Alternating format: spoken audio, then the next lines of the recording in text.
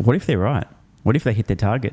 What if the analysts out here who are essentially betting against Elon Musk turn out to be wrong? As I said earlier, I don't recommend betting against the guy.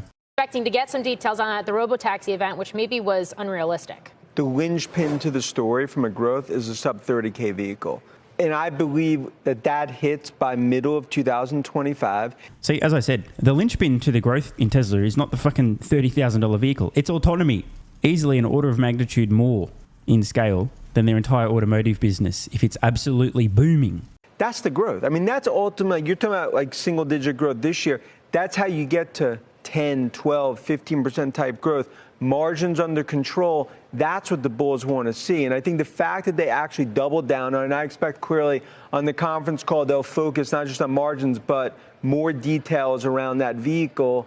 Look, Robotaxi Day, we could argue, many would say that they're disappointed. I believe ultimately that shows the vision, the autonomous and the AI vision. Street need to ultimately see. Stop talking the talk, walk the walk, show the margins. They did it. And Musk really has, I think, stepped up in that capacity.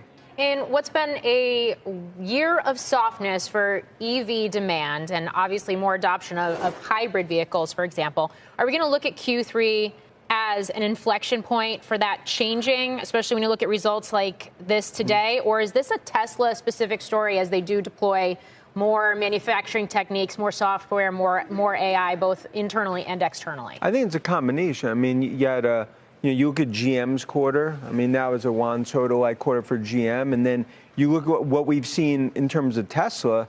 I believe this is the inflection point. This right now is the start, to me, of what we're actually starting to see from a gross margin perspective. The renaissance of growth come back. They've essentially been in between two growth waves. Next year, you have a sub 30K vehicle. Then the autonomous and AI vision plays out. And that's, in our opinion, that's how you get to trillion and a half market cap. And right now, as we've seen, like, look, New York City cab drivers bearish on Tesla. Okay. And I think that's a good setup relative to what we see in the next 3-4 quarters. I know I'm repeating myself. There is a reason.